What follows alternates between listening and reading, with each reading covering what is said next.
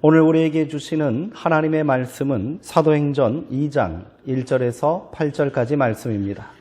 신약성경 188쪽에 있습니다. 이제 제가 하나님의 말씀을 강독하겠습니다. 이것은 하나님의 말씀입니다. 하나님의 말씀에 경청하시기 바랍니다. 오순절 날이 이미 이름에 그들이 다 같이 한 곳에 모였더니 호련히 하늘로부터 급하고 강한 바람 같은 소리가 있어 그들이 앉은 온 집에 가득하며 마치 불의 혀처럼 갈라지는 것들이 그들에게 보여 각 사람 위에 하나씩 임하여 있더니 그들이 다 성령의 충만함을 받고 성령이 말하게 하심을 따라 다른 언어들로 말하기를 시작하니라. 그때에 경건한 유대인들이 천하 각국으로부터 와서 예루살렘에 머물러 있더니 이 소리가 나매 큰 무리가 모여 각각 자기의 방언으로 제자들이 말하는 것을 듣고 소동하여 다 놀라 신기하게 여겨 이르되 보라, 이 말하는 사람들이 다 갈릴리 사람이 아니냐. 우리가 우리 각 사람이 난 곳 방언으로 듣게 되는 것이 어찌 됨이냐. 아멘. 소통의 영이라는 제목으로 하나님의 말씀을 함께 나누겠습니다. 사도행전의 기록에 의하면 부활하신 예수님은 40일간 땅에 머무시다가 제자들이 보는 앞에서 하늘로 올라가셨다고 합니다. 승천하시기 전 예수님은 제자들에게 마지막 당부의 말씀을 하셨지요. 예루살렘을 떠나지 말고 내게서 들은 바 아버지께서 약속하신 것을 기다리라 라는 말씀입니다. 예수님께서 말씀하신 아버지께서 약속하신 것은 바로 성령을 의미합니다. 일찍이 구약의 요엘 선지자는 말세에 내가 내 영을 모든 육체에 부어주겠다 하신 하나님의 예언을 선포한 바 있습니다. 그 예언이 곧 실현될 것이라는 말씀이지요. 그렇게 몇 날이 지나지 않아 마가의 다락방에 모여있던 120명의 성도들에게 성령이 임하게 되었으니 그것을 오순절 성령 강림 사건이라고 부르게 된 것입니다.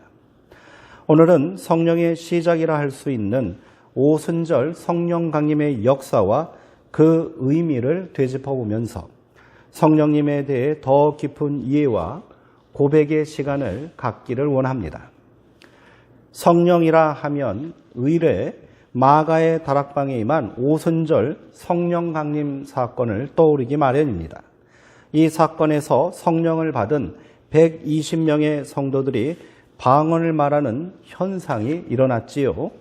그 때문에 성령을 받았다고 하면 방언을 하는 것으로 생각하기도 합니다. 이러한 오해를 제거하기 위해 오늘 우리가 읽은 개역 성경에는 이전에 방언이라고 번역한 말을 다른 언어들이라고 수정해 놓은 것이지요.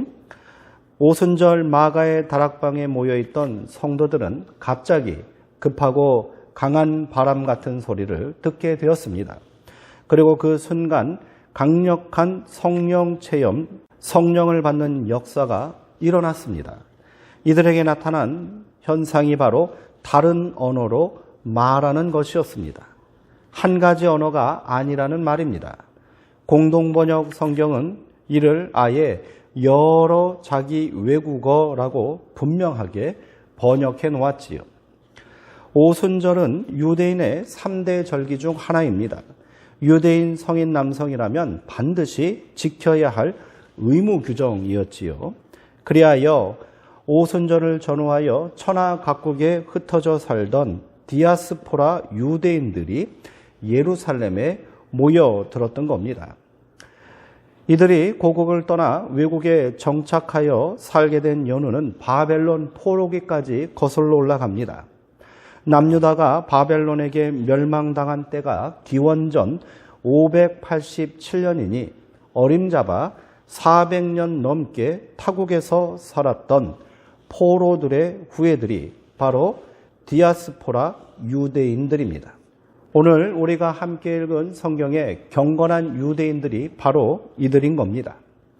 이들은 오랜 세월 동안 고국을 등지고 외국 땅에서 살았기에 모국어를 이미 다 잃어버렸습니다. 그러나 그들은 자신이 유대인이며 하나님의 백성이라는 그 선민의식을 결코 잃지 않았지요. 그래서 그 오랜 세월이 지난 후에도 6월절, 오순절, 초막절이 되면 예루살렘으로 긴 순례 여행을 떠났던 것입니다. 지금 예루살렘에는 이렇게 동서남북에 흩어져 살던 유대인들이 모여든 것입니다. 이때 다락방에 모여있던 성도들은 대부분 갈릴리 출신으로 아람어를 사용하던 사람들이었습니다. 외국어를 능통하게 하는 사람들이 아니었던 거지요. 그런데 예루살렘에 모인 디아스포라 유대인들에게 이해할 수 있는 언어가 들리기 시작한 겁니다. 듣게 되었을 뿐 아니라 그 말뜻이 잘 이해되었던 거지요. 이것이 바로 오순절 성령 강림 사건을 통해 나타난 방언의 역사인 겁니다. 성령의 충만함을 받은 성도들이 성령이 시키는 대로 말하니 각 지방에서 올라와서 서로 다른 언어를 사용하는 모든 사람들이 각자의 자기 언어로 알아듣게 된 겁니다. 그리고 불과 40여일 전에 예루살렘에서 일어났던 사건을 생생한 자기 언어로 듣게 된 거지요. 그 사건은 바로 예수 그리스도의 십자가 죽음과 부활에 관한 복음이었던 겁니다. 그러므로 성령 강림의 역사는 120명의 성도들에게만 나타난 것이 아니었던 겁니다. 각처에서 모여든 사람 중에 성도들의 방언을 들은 자들 모두에게 나타나게 된 거지요. 그들이 이 말이 무슨 뜻인지 분명히 깨닫게 되었기 때문입니다.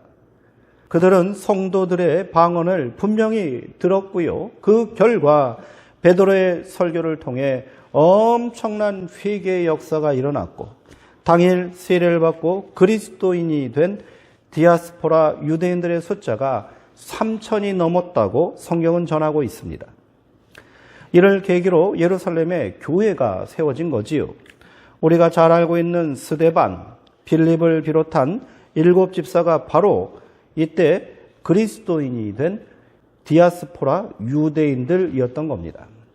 여기서 분명히 깨달아야 할 중요한 말씀의 핵심은 오순절 성령 강림 사건을 통해 언어가 다른 사람들이 서로의 말을 잘 알아듣게 되는 소통의 역사가 열리게 되었다는 겁니다. 말을 서로 알아듣지 못하던 사람들 사이에 성령이 임하시니 드디어 막혔던 불통의 관계가 극복되고 상호 이해하는 소통의 관계가 비로소 성립되기에 이른 겁니다. 사도행전의 성령 강림 사건은 바로 막혔던 담을 허물어버리는 화해자 예수 그리스도의 영이 임하신 사건이었던 거지요. 막혔던 불통의 역사를 종식시키고 소통의 새 역사를 여는 사건이었던 겁니다. 이 소통의 역사는 먼저 120명의 성도들에게 일어났습니다. 이들은 성령 충만함을 통해 하나님과의 불통의 역사를 끝내고 비로소 사람들과 소통하는 생명의 역사를 체험하기에 이른 거지요. 그리고 이 놀라운 생명의 기운이 3,000명의 사람들을 예수의 이름으로 하나 되게 한 것입니다. 그렇다면 인간은 어떻게 불통의 역사를 살게 된 것일까요? 사도행전의 성령 강림 사건은 창세기에 나오는 바벨탑 이야기의 반전이라고 할 수 있습니다. 우리가 잘 알고 있는 창세기 11장의 바벨탑 이야기는 불통의 사건이었습니다. 오순절에 성령이 하나님과 사람과 사람 사이에 막혔던 불통의 담을 헐고 소통의 새 역사를 열었다면 바벨탑 사건은 무엇입니까? 하나님과 사람과 사람 사이에 가로막힌 불통의 성벽을 드높게 쌓아 올리다가 하나님에게 심판받은 사람들의 이야기 아니겠습니까? 창세기 11장은 온 땅의 언어가 하나요 말이 하나였다라는 구절로 시작됩니다. 언어가 하나였으니 사람들 사이에 소통이 잘 되어 있었습니다. 소통이 원활한 사람들은 자신들의 이름을 드높이고 흩어짐을 면하게 하기 위해 성읍과 탑을 쌓기 시작했지요. 그러나 하나님께서는 이들의 소통을 산산이 깨뜨려 불통하게 만드셨습니다. 언어가 혼잡하게 되자 바벨탑 공사는 중단되고 사람들은 흩어질 수밖에 없었습니다. 이들의 소통에 무슨 문제가 있었기에 하나님께서는 언어를 혼잡하게 하셔서 사람들을 불통하게 하시고 흩어버리신 것일까요?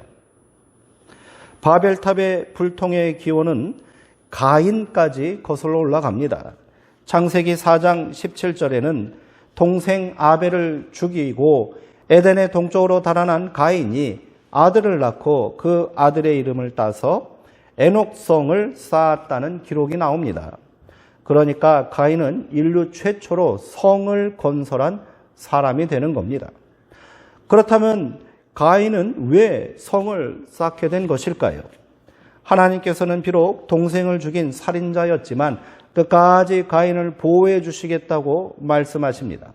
그러나 가인은 하나님과의 마지막 소통의 기회마저 거절했지요. 그러나 자신을 지키고 보호할 든든한 무언가가 필요함을 깨닫게 됩니다. 그가 선택한 방법은 바로 성을 쌓는 것이었습니다. 성벽을 쌓아 올리는 이유는 외부의 적으로부터 자신을 방어하고 보호하려는 것입니다. 방어가 필요하다는 말은 누군가와 적대 관계에 있다는 것을 전제로 하지 않습니까? 소통이 막혀 있다는 의미입니다. 가인은 자신을 둘러싼 외부의 모든 세력이 두려웠을 겁니다. 그 결과 스스로 소통을 끊고 불통의 역사를 시작한 거지요. 불통의 역사는 사람의 무의식 속에 자신을 방어하려는 강력한 두려움을 만듭니다. 그 결과 더 강력한 성을 쌓고 자신을 방어하려는 불통의 삶이 심화되는 겁니다. 사람과 사람 사이에 불통이 심화되면 마침내 자기 자신으로부터도 소외되는 결과에 이르게 됩니다. 성경은 이를 생생하게 증거하고 있지요. 가인의 후손 중 라멕은 극심한 두려움에 의한 자기 분열증에 시달렸던 사람인 것 같습니다. 그는 자기에게 상처를 주었다는 이유로 내가 사람을 죽였고 나의 상함으로 말미암아 소년을 죽였다라고 아내들에게 자랑까지 했습니다. 이 불통의 기원은 더 거슬러 에덴 동산에까지 이르게 됩니다. 태초의 인간이 선악과를 먹고 하나님과의 소통을 스스로 끊어버린 결과이지요. 사람이 선과 악을 알게 되면 어떤 결과를 초래할까요? 그는 필연적으로 자기 중심적인 사고에서 선과 악을 판단하게 될 겁니다. 하나님께서 그토록 선악과를 먹지 말라, 이를 먹으면 반드시 죽으리라 말씀하신 이유입니다. 모든 피조물을 창조하실 때마다 7차례나 보시기에 좋았다라고 고백하신 하나님이십니다. 하나님의 눈에는 악한 피조물이 하나도 없습니다. 하나님의 형상대로 지음받은 사람은 하나님과의 소통을 통해 그리고 하나님의 눈을 통해 피조물과 소통하는 선하고 보시기에 좋은 관계를 이룰 수 있었지요. 그러나 선악과를 먹고 자기 중심의 이기심이 생겨난 후에 사람은 자기에게 불리한 존재를 악하다고 규정하고 자기에게 유익이 되는 존재를 선하다고 규정하는 불통의 존재가 되어버렸습니다. 심지어 하나님조차 자기에게 불리하다 싶으면 하나님을 대적하는 존재로 전락하기에 이른 겁니다. 에녹성에 살기 시작한 가인의 후손들은 하나님의 창조 원리에 따라 살기를 거부한 자들이라 할 겁니다. 하나님께서 사람의 먹을거리로 곡식과 열매와 채소를 제공해 주셨건만 에녹성의 사람들은 제멋대로 육식을 시작했습니다. 가인의 후손인 라멕의 아들 중 야발은 도성 바깥에 장막을 치고 가축을 치기 시작했답니다. 이를 통해 도성 안에 있는 사람들에게 고기를 제공하여 이들은 강력한 힘을 가질 수 있게 되었습니다. 람에게 다른 아들인 두발가인은 구리와 쇠로 여러 가지 기구를 만들기 시작했답니다. 드디어 에녹성의 사람들은 육체적 힘뿐 아니라 강력한 무기까지 소유하게 된 겁니다. 이들은 자신들의 힘을 계속해서 유지하기 위해 더 많은 노동력이 필요함을 깨닫게 되었겠지요. 그 결과 성벽 밖에서 평화롭게 농사짓고 사는 사람들을 공격하여 이들을 노예로 부려 대량의 노동력을 충당하는 만행을 저지르기 시작합니다. 노동력이 확보되자 이제 더 이상 힘든 일을 할 필요가 없는 지배계층이 생겨났고요. 이들은 여흥과 오락을 즐기기 시작한 겁니다. 이렇게 람에게 또 다른 아들인 유발은 수금과 퉁소를 잡는 음악가의 조상이 되었답니다. 가인이 쌓은 도성의 문명이 7대 손인 람에게 와서 완성된 겁니다. 이 모든 일을 마치고 라멕은 이렇게 노래했습니다. 가인을 해하는 벌이 7배라면 라멕을 해하는 벌은 77배이니라. 하나님께서 가인을 보호해 주시겠다고 약속하신 말씀을 비웃고 있는 겁니다. 이렇게 성벽을 쌓은 사람들은 스스로 선과 악을 판단하는 주권자 행세를 하며 하나님과의 불통의 역사를 이어갔던 겁니다.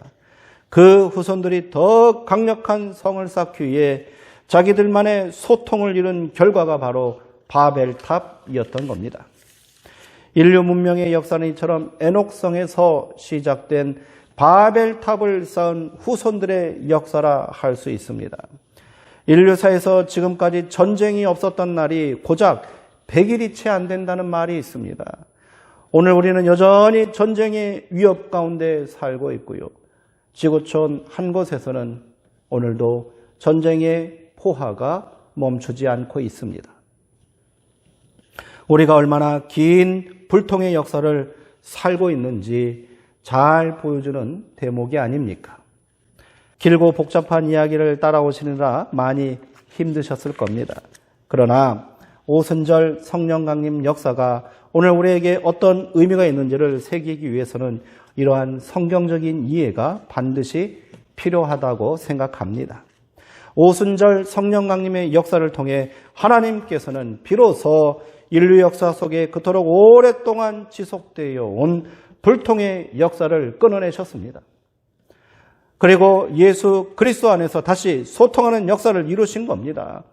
성령은 이처럼 강력한 인류사의 대전환점이 되었음을 기억해야 합니다. 오늘 우리는 비로소 하나님과의 불통과 사람들 사이의 불통을 깨트리고 소통의 역사를 살게 된 겁니다. 성령의 역사는 이처럼 소통을 통한 생명의 역사요, 화해의 역사인 거지요. 오순절 성령 강림의 역사로 시작된 교회는 오늘 이 땅에 이 소통의 역사를 계속 이어가야 할 사명과 책임이 있습니다.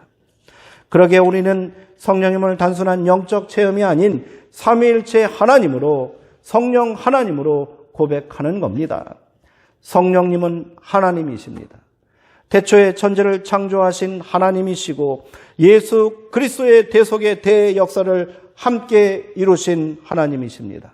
오순절 120명의 성도들을 하나님 나라의 일꾼으로 세우신 소통의 하나님이십니다. 그리고 오늘 우리 가운데서도 살아 역사하시며 모든 사람들을 살리는 생명의 하나님이십니다. 우리가 성령에 대하여 모든 것을 다 깨달아 알 수는 없습니다. 그러나 분명한 것은 성령 강림의 역사가 왜 일어나게 되었는지, 그리고 그 결과 어떤 역사가 시작되었는지는 알 수 있지요. 성령의 역사는 소통의 역사요.